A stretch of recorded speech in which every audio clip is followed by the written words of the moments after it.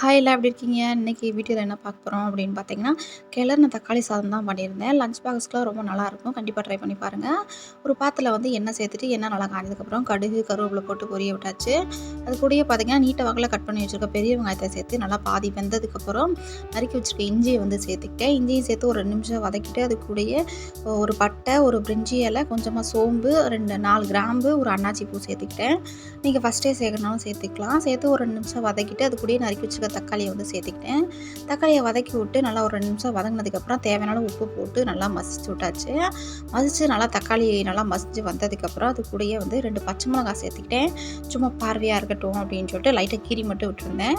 காரத்துக்காக வந்து மிளகாத்தூள் தான் சேர்த்துருந்தேன். அப்புறம் மசாலா ஐட்டம் வந்து கொஞ்சமாக மஞ்சத்தூள், அது கூடயே காரத்துக்கு தகுந்த மாதிரி மிளகாத்தூள் தான் சேர்த்துக்கிட்டேன். நீங்கள் சப்போஸ் அந்த பட்டை கிராமெல்லாம் கம்மியாக போடுறீங்க அப்படின்னா கொஞ்சமாக கரம் மசாலா கூட போட்டுக்கலாம். போட்டு நல்லா பச்சை வால்லாம் போனதுக்கப்புறம் எண்ணெயெல்லாம் பிரிஞ்சதுக்கப்புறம் வடித்து வச்சுருக்க சாப்பாடை போட்டு கிளறிடுங்க.